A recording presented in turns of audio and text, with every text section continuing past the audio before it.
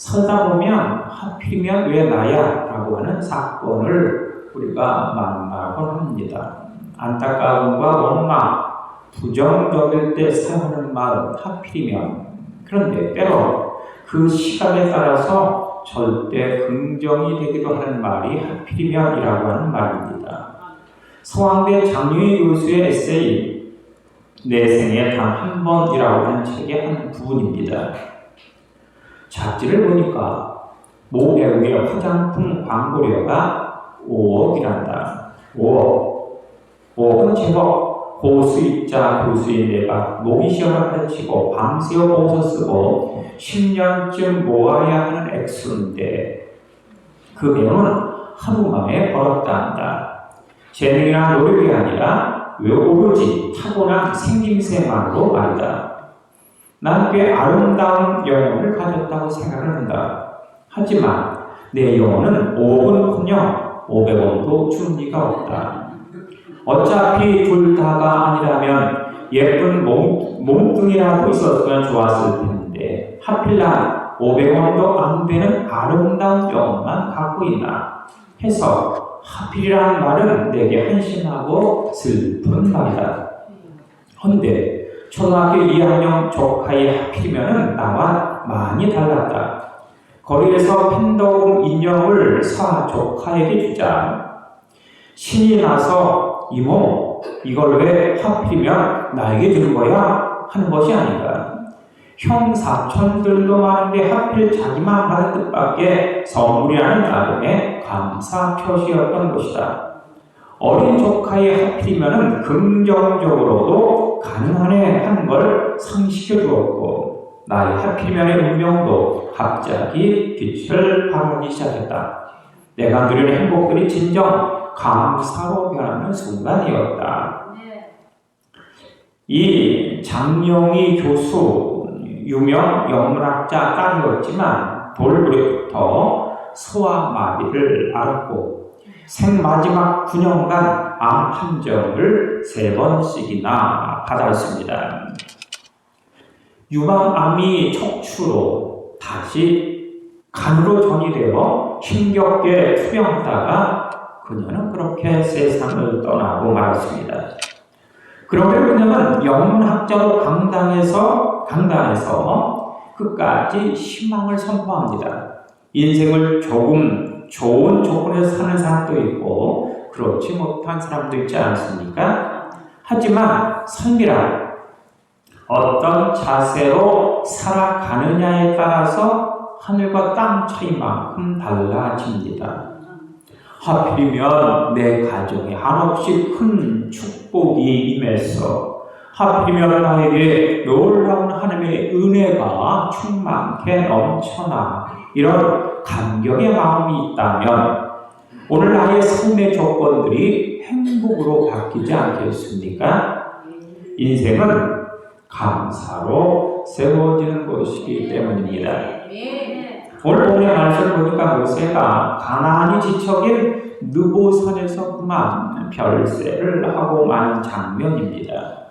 40여 년간 모든 광야를 헤쳐왔는데 하필이면 가나안 땅을 코앞에 두고 들어가지 못한다고 하는 것입니다. 하필이면 왜 여기에서 하필이면 나 모세가 원망이 터져 나올 수밖에 없는 그 자리에 이 모세가 서 있는 것입니다. 하지만 한편으로 보면 모세는 이 하필이면이라는 이 단어를 다르게 사용할 수 있는 자리에 서 있는 것이기도 했습니다. 하필이면 나에게 이런 귀한 사명을 주시다니, 하필이면 나를 이 모든 광야를 이끌게 하는 이스라엘의 지도자로 사용해 주시다니, 모든 광야가 아니라 하필이면 가나안 땅 코앞에서 나를 불러 가시다니 하나님 감사합니다 라고 고백할 수 있는 자리가 바로 이 느보산 그가 별세하는 그 자리이기도 했던 것이죠. 이제 곧 살아오는 날들 참으로 중요하지만 살아갈 날이 더 중요하지 않겠습니까? 살아갈 날도 중요하지만 인생의 마무리가 더욱 중요할 것이고 마무리 후 어떤 평가가 내려질까라고 하는 것, 나에게 어떤 평가가 내려질까 하는 것이 더 중요한 것이고 말입니다. 모세 그가 생애를 마쳤을 때 성경은 여호와의 종 모세는 여호와께서 대면하여 아시던 자 이렇게 말씀하고 있는데 이것이 그의 마지막 평가였습니다. 사도행전 7장 20절에 보니까 모세가 태어날 때 평가도 나옵니다. 그때에 모세가 태어났는데 하나님이 보시기에 심히 아름다웠더라. 이것은 모세의 생이 시작도 끝도 아름다웠다라고 하는 것을 이야기하고 있는 것입니다. 오늘 본문은 마지막 평가입니다. 사실 르보산에서 가나안에 들어가지 못한다라고 했을 때 모세의 심정이 과연 어떠하였겠습니까? 무척 실망하지 않았을까요? 아마도 커다란 분노에 사로잡혔을지도 모릅니다. 얼마나 낙심이 되었겠습니까? 하지만 모세는 그대로 그것을 받아들였습니다. 그러면서 하나님의 뜻에 순종하며 백성들에게 유언의 설교를 통하는 그 장면이 바로 이 신명기를 채우고 있습니다. 그렇게 모세의 생애는 끝이 났습니다. 그러면서 5절에 이해라고 하면서 그의 죽음의 평가가 등장을 하고 있죠. 지금까지 모세와 같은 사람은 없었다라고 하는 그런 평가가 내려집니다. 이것은 최상의 평가 아니겠습니까? 거기에 덧붙여 여호와께서 대면하여 아시던 자, 공동 번역을 보면 야훼와 얼굴을 마주 보면서 사귀던 사람, 표준 세번역을 보니까 주께서 얼굴과 얼굴을 마주대고 서로 그렇게 대화를 나누던 사람 이렇게 소개하고 있는 모습을 볼 수가 있습니다. 즉 여기서의 그 포커스 핵심은 모세가 하나님과 친했다라고 하는 것입니다. 즉 하나님과 가장 가까운 친구였다라고 하는 것을 강조하고 있는 것입니다. 어느 아버지의 고백이라고 하는 그러한 그 글이 어떤 그 에세이 실린 적이 있습니다. 초등학교 아들이 친구들과 집에 놀러 왔습니다. 이 아버지는 방에 있다가 아이들이 떠드는 소리를 듣게 됩니다. 한 녀석이 신문에 난 연예인을 가리키면서 말하는 거였습니다. 우리 아빠는 이 가수를 잘 알고 있어. 우리 아빠는 여기도 방송국에 다니시거든 하면서 아주 자랑스럽게 그렇게 이야기를 하는 것입니다. 그러자 아이들은 저마다 우리 아빠는 국회의원을 잘 알아. 우리 아빠는 장관을 잘 알아. 우리 아빠는 재벌을 잘 알아. 이렇게 서로 경쟁하듯이 자랑을 하는 것입니다. 하지만 평범한 월급쟁이고 교회 집사인 이 아버지는 아들이 어떤 자랑을 할지 무척 궁금해졌습니다. 딱히 내세울 것도 없는 처지였기 때문에 혹시나 아들이 기가 죽지 않았을까 생각하니까 가슴이 무척 답답했습니다. 그런데 이것이 웬일입니까? 아들은 당당하게 이렇게 이야기를 하는 것이었습니다. 우리 아빠는 하나님과 찐친이야. 우리 집에 그래서 성경과 찬송이 됐다마나 한번 볼래? 그 순간 아버지는 울컥했습니다. 아들이 정말 대견스러워 감사가 절로 튀어나왔습니다. 하나님과 찐친이다. 너무 친하다. 이보다 더 큰 자랑이 과연 어디 있겠습니까? 이 아들은 아버지가 하나님과 친하다라고 하는 사실을 보고 듣고 알고 있었던 것이죠. 그런데 오늘 본문의 말씀을 보니까 하나님께서 모세는 나와 친해 이렇게 말씀을 하시고 있습니다. 놀랍지 않습니까? 출세한 유명한 사람과 친한 척해야 자기도 그런 부류에 속하느냐 합니다. 하지만 내가 유명인과 친한 척하는 것이 중요한 것이 아니라 정작 그 유명한 사람이 나를 친하게 생각하느냐라고 하는 것이 훨씬 더 중요하죠. 내가 대통령과 친해라고 말하는데 그것이 무슨 소용이겠습니까? 대통령이 나와 친하다라고 말하는 것이 훨씬 더 힘이 있지 않습니까? 즉 내가 하나님과 친한 것 물론 중요하겠지만 더 중요한 것은 하나님이 나를 이렇게 생각하느냐라고 하는 것이죠. 하나님께서 내가 너를 잘 알아. 내가 너를 인정해. 나는 너와 친하거든. 이렇게 하나님이 인정하시는 인생, 내가 진정으로 욕심내야 할 인생, 그것은 바로 그런 인생 아니겠습니까? 모세를 향한 하나님이 대면하여 아시던 자라고 하는 평가 속에는 바로 그러한 의미가 숨겨져 있는 것입니다.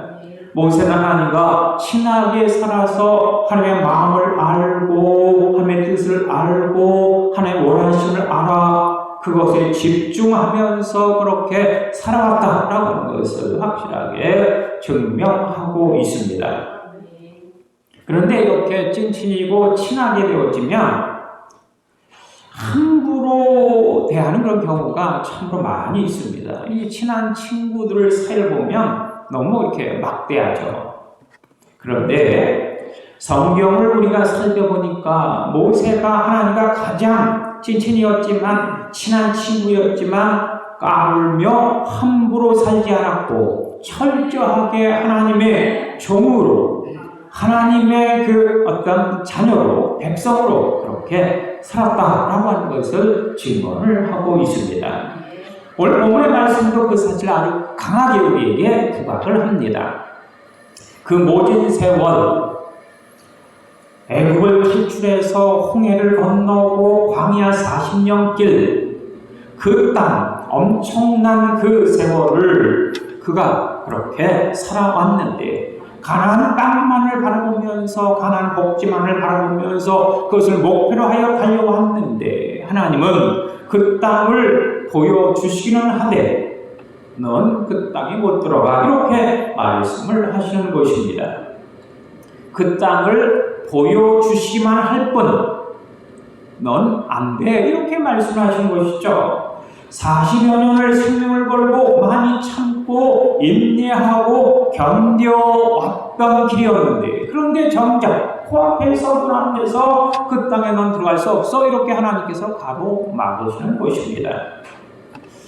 오늘 보면 우리가 봉독하지는 않았지만 4절에 보니까 내가 아브라함과 이삭과 야곱에게 맹세하여 그의 구속에 주리라 한 땅이라 내가 너희의 눈으로 보게 하였거니와 너는 우리로 건너가지 못한다 이렇게 말씀을 하시고 있습니다. 느보산에 올라가면 눈앞에 요단 평지가 그림처럼 펼쳐집니다.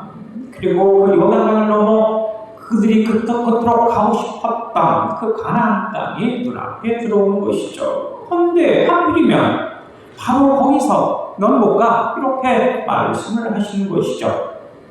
하필이면 거기서 하필이면 왜 여기서 하필이면 왜 이 코앞에서 원망의 소리가 절로 나올 수밖에 없는 자리가 바로 이 느보산에 서 있는 모세의 자리다. 그는 무척 분노가 치솟고 억울하고 그냥 땅을 치고 통곡할 일이 아닐 수 없습니다. 그런데 말이죠. 그럼에도 불구하고 이 모세는 순종합니다. 바로 그가 주인으로 살지 않았다라는 것을 말씀하고 있는 것이죠. 하나님과 가장 친한 찐친으로 살았지만 하나님의 주인으로 산 것이 아니라 하나님의 종으로 살았다라고 하는 것을 증명하는 것입니다. 그래서 5절을 보니까 여호와의 종 모세 이렇게 표현을 하고 있습니다. 모세는 주인이 아니라 종으로 살았다라고 하는 의미죠. 살다 보면 주인처럼 모든 것 내 것이냐 여기면서 살 수 있습니다.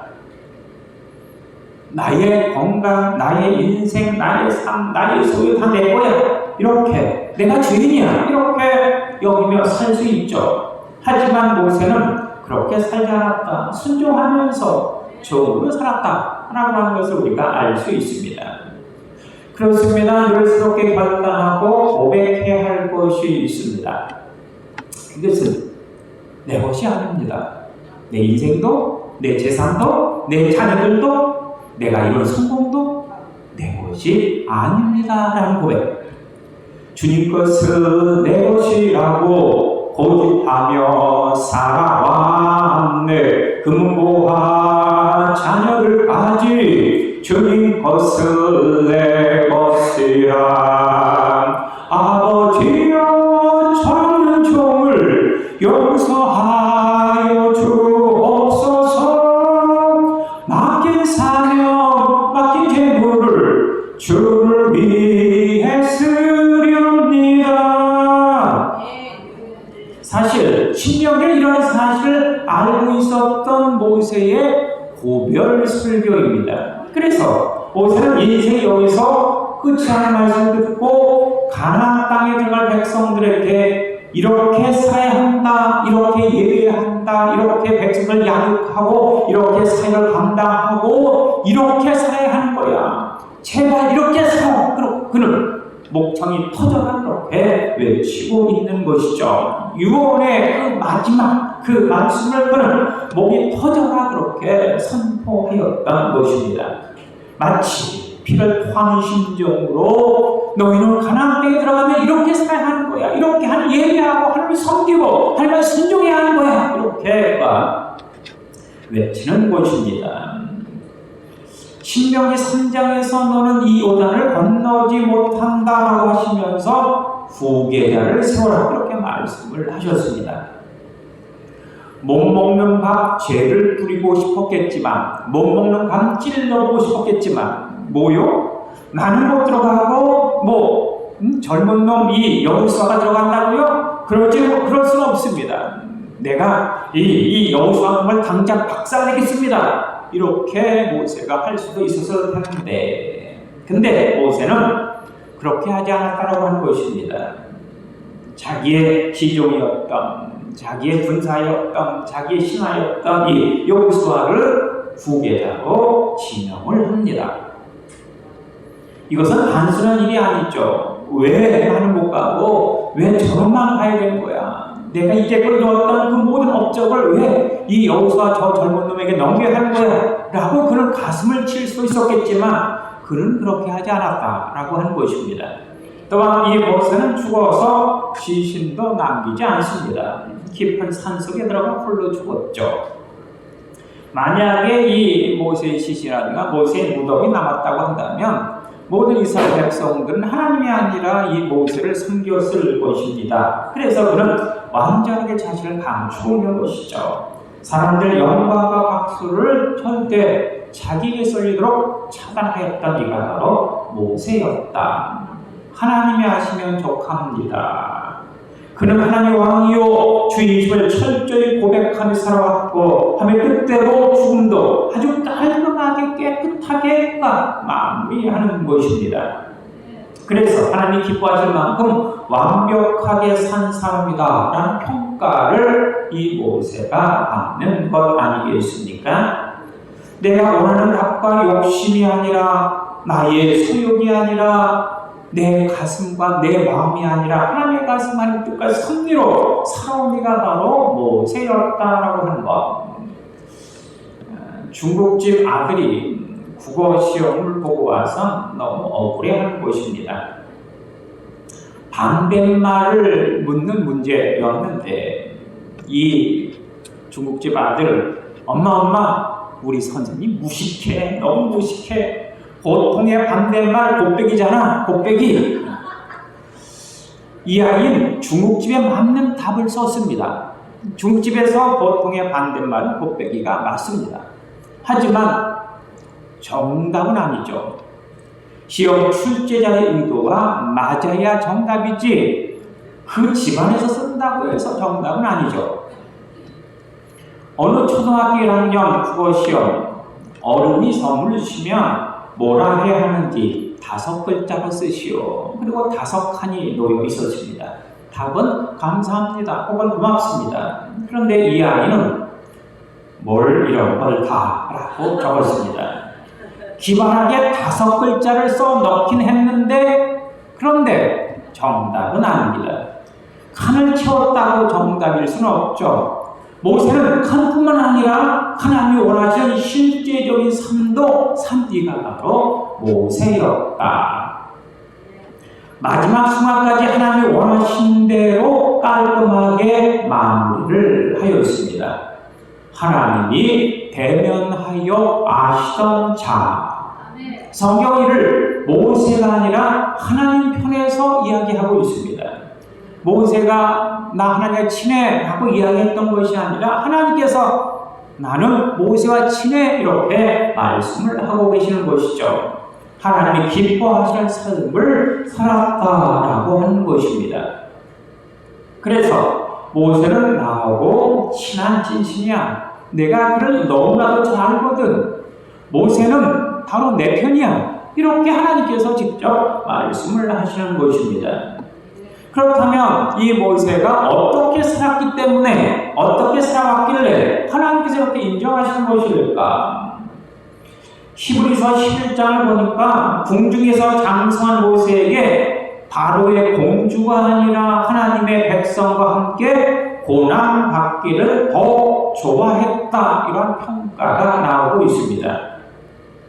어떻게 모세는 애굽의 영광을 그렇게 내려놓을 수 있었던 것일까? 어떻게 모세는 부귀 영화보다도 고통과 아픔과 고난을 택할 수 있었던 것일까? 그것은 이스라엘 백성들을 향한, 이스라엘 백성들을 구원하시려고 하는 하나님의 그 마음을 이 모세가 알고 있었기 때문이라고 하는 것입니다. 그래서 그는 애굽의 모든 부귀영화 영광을 내려놓을 수 있었습니다. 모세를 부르시는 출애굽기 3장 9절, 이스라엘 자손의 부르짐이 내게 달하고 애굽 사람이 그들을 괴롭히는 학대도 내가 보았다, 이렇게 말씀하여 주시고 있습니다. 이스라엘 백성들의 그 고통을 내가 보았고, 부리는 소리, 신음, 아픔을 내가 들었고, 그들의 근심, 염려, 걱정을 내가 알고 있다. 그러니 내가 그들을 구원해내야 하지 않겠느냐라고 하는 것, 이 사실을 모세는 알고 있었던 것입니다. 모세가 애굽의 영광, 부귀, 영화 모든 것을 내려놓을 수 있었던 것은 하나님의 뜻에 순종하는 마음과 하나님의 가슴, 그것을 가지고 있었기 때문입니다. 나의 욕심과 나의 어떤 정욕과 나의 자랑을 갖고 있었던 것이 아니라 하나님의 가슴, 하나님의 뜻, 하나님의 섭리를 이 모세가 갖고 있었기 때문이죠. 모세 생애의 위대한 점은 하나님의 가슴으로 살아오는 데 있었습니다. 11절을 보니까 여호와께서 그를 애굽 땅에서 보내사 행하게 하심에 그것을 행한 자, 그가 바로 모세다. 사실 이것은 당시 권력 구조라든가 정치 세계를 안다면 도무지 순종할 수 없는 일이었죠. 그런데 그렇게 할 수 없음에도 불구하고 이 모세는 그대로 순종합니다. 이스라엘 백성을 향한 하나님의 뜨거운 가슴을 막고하고 알고 있었기 때문입니다. 그렇죠. 하나님의 뜨거운 가슴을 맛본 사람들로 말미암아 교회가 세워지고, 가정이 세워지고, 자녀들이 세워지고, 나라와 민족이 세워지는 것, 이것이 바로 정답입니다. 모세는 하나님이 사신 걸 사랑하는 뜨거운 마음, 뜨거운 가슴을 그가 가지고 있었다. 조성환 씨라고 하는 사람이 있습니다. 조성환 씨, 샴푸와 린스를 하나로, 트리트먼트가 하나로 된 하나로 샴푸, 20대 치아를 80세까지 보존해 준다는 2080 치아 마케팅 전략으로 성공한 사람이죠. 3세대 이동통신 브랜드의 마케팅을 그가 성공시켜 마케팅의 귀재, 마케팅의 천재 이렇게 알려진 사람, 그가 조소환이라고 하는 사람이죠. 이 조소환 씨가 쓴 책 모티베이터라고 하는 책이 있습니다. 거기에 보면 그가 고난 가운데서 일어설 수 있었던 비결을 소개하고 있습니다. 이 조소환 씨가 23살 때 육군 소위로 임관을 해서 소대장으로 근무하게 되는데 그만 슬픈 사고로 이 오른팔을 이렇게 절단하고 말았습니다. 23살 때 소대장이 됐는데 그만 오른쪽 팔을 잃고 말았죠. 이 조소환 씨에게는 여자친구가 있었는데 차마 오른팔을 잃어버린 자기의 모습을 그녀에게 보여줄 수 없어서 연락할 수 없었습니다. 그런데 어떻게 알았는지 이 여자친구가 병원을 한 다음에 찾아온 것입니다. 그는 그녀를 보면서 무척 기뻤지만 힘겹게 그녀를 향해서 물었습니다.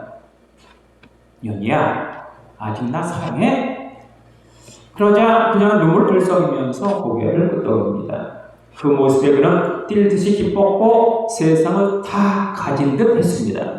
그런데 좀 생각해보니까 이건 너무 이기적이야. 이제 그만 이 천사 같은 여자를 보내줘야 하지 않을까라는 생각이 들었습니다. 그래서 나는 널 사랑할 수 없으니까 여기서 끝내자. 나 너 사랑하지 않아. 이렇게 잘라 말했습니다. 그랬더니 그녀가 울먹이면서 이렇게 이야기합니다. 지금까지는 서환씨, 당신한테 내가 필요 없었을지 모르지만 하지만 지금부터는 서환씨 곁에는 내가 필요해요. 이렇게 말하는 것이었죠. 그녀는 그날부터 병원 근처로 이사를 왔고 아침 저녁으로 그에게 식사를 챙겨주고 정성껏 간호를 해주었습니다. 비록 그는 한쪽 팔을 잃었지만 참으로 행복했습니다. 그녀 때문에 살아날 용기도 얻었습니다. 그런데 그것도 잠시 얼마 후 그녀의 아버지가 병으로 쫓아왔습니다. 그러면서 그의 딸의 손을 붙잡더니 너 저놈 아내 할래? 아니면 내 딸 할래? 하면서 둘 중에 하나를 선택해 라고 소리를 치는 것이었죠. 잠시 숨막히는 정적이 흘렀습니다. 그러다가 그 정적을 깬 그녀, 아버지, 만약 아버지가 사고로 한쪽 팔을 잃었다면 엄마가 어떻게 하기를 원하세요? 장애인가 살 수 없다고 한 팔이 없는 병신가 살 수 없다면서 다른 사람과 재혼하려 원하세요? 아니면 난 팔을 상한 게 아니라 당신을 상했어요 라고 하면서 아버지 곁에 남길 바라세요. 이렇게 이야기를 하는 것이었죠. 당황한 아버지, 이 아버지는 딸의 당황한 그 마음을 보고는 그냥 돌아설 수밖에 없었습니다. 그 모습을 옆에서 지켜보던 조소환 씨의 마음속에 큰 기쁨, 감동, 행복이 밀려왔습니다. 그날 그는 굳게 결심을 합니다. 내 열심히 살아서 내 평생에 이 여자 하나만은 행복하게 해주리라. 그는 결국 성공하여 마케팅 기재로 설 수 있었습니다. 무엇이 그로 하여금 그렇게 일어설 수 있도록 도와준 것일까? 사랑의 마음 아니겠습니까? 그래서 조소환 씨는 아내를 소개할 때마다, 아내를 이야기할 때마다 이렇게 말을 한다고 합니다. 이 여자요, 아주 독실한 크리스천이에요 라고 이야기를 한다고 합니다. 아내가 하나님의 가슴으로 고난 중에 있는 이 남자를 껴안았기 때문에 이 조소환 씨는 그녀를 통해서 하나님을 만나고 하나님의 마음도 알고 하나님의 사랑도 깨달았다라고 간증을 합니다. 예수님은 아버지의 마음을 알았기에 높고 높은 하늘 보좌를 얻으시고 이 땅에서 상한 심령들, 상처난 가정들, 소외된 영혼들을 품에 안고 말씀을 선포하셨던 것 아닙니까? 그러자 생명이 살아났고 가정이 회복되었고 인생의 치유와 일호섬의 역사가 나타나는 것입니다. 백성들을 향한 하나님의 마음을 알았기에 모세는 평생 그 일에 매진할 수 있었습니다. 그 가슴으로 백성들을 살폈고 권력자에 대항했고 광야길을 통과했고 하나님의 눈으로 사람과 사물을 그렇게 보았기 때문에 그는 그 순간 느보산에 설 수 있었던 것입니다. 오늘 우리 역시 그 사역을 위해서 여기에 모인 것 아니겠습니까? 우리들도 모티베이터, 즉 동기를 부여해 주는 사람들입니다. 모세는 모티베이터가 되어 기적을 이루었습니다. 그가 없었다면 이스라엘 백성들은 여기까지 올 수 없었을 것입니다. 여기까지 온 것이 기적입니다. 그 정도면 박수 갈채는 물론이요 위대한 공을 세운 지도라고 추앙받아야 할 것이 마땅합니다. 하나님도 그 수고와 충성을 잘 알고 계실 것이죠. 그렇다면 가나안과 누나 이 느보산에서 모세를 죽게 할 수는 없는 것 아니겠습니까? 안 그렇습니까? 우리도 그런데 우리 생각도 그런데 모세는 그런 생각이 더 들지 않았겠느냐라고 하는 말입니다. 그런데 모세는 지금껏 살아온 것도 기적이었지만 이제 또 다른 기적을 그가 만들고 있습니다. 그것은 자신의 야망과 바람을 내려놓는 기적입니다.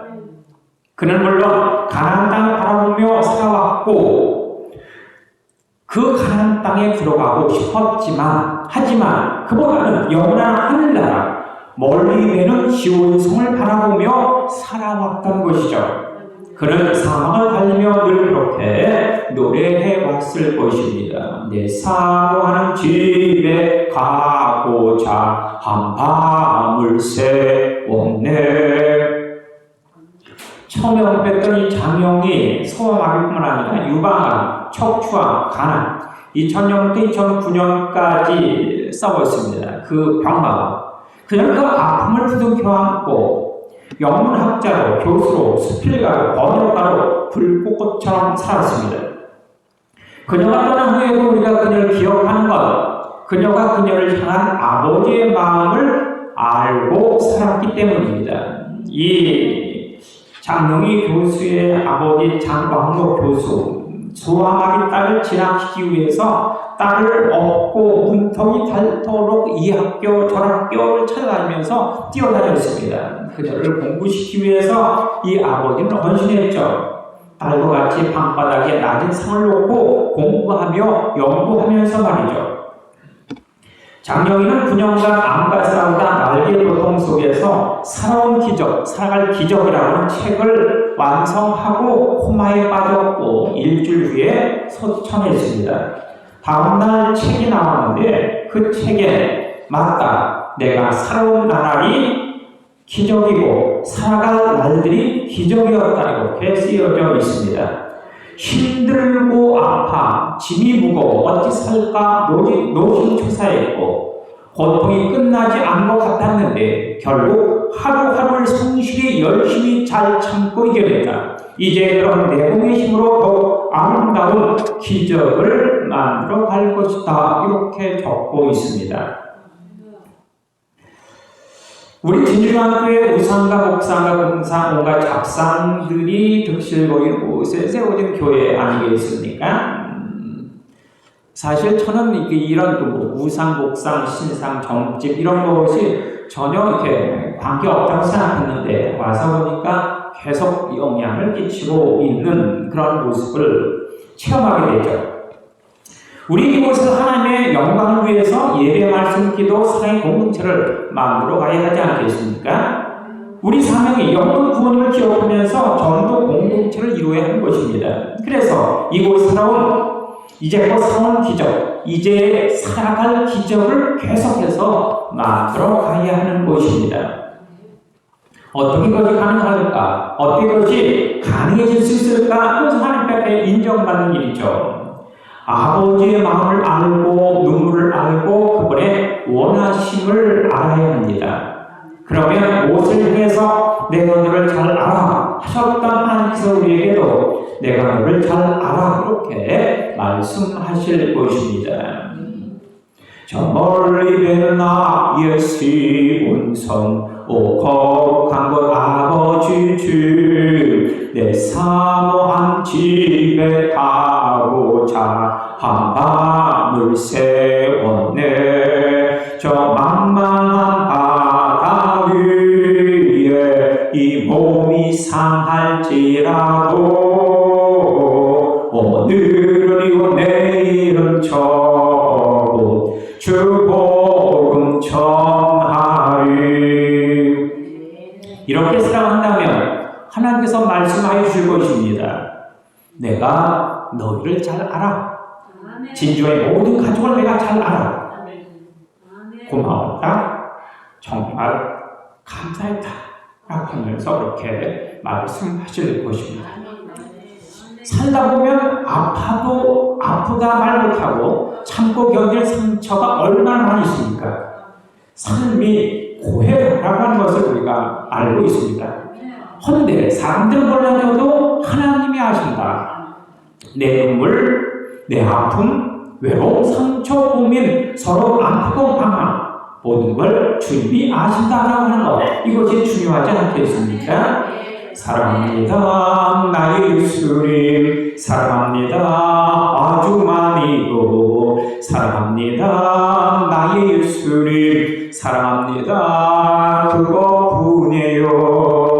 사랑한다 아들아 내가 너를 잘 아노라. 사랑한다 내 딸아 내가 너를 잘 아노라. 그런 성도들 간절히 주의로 축원합니다.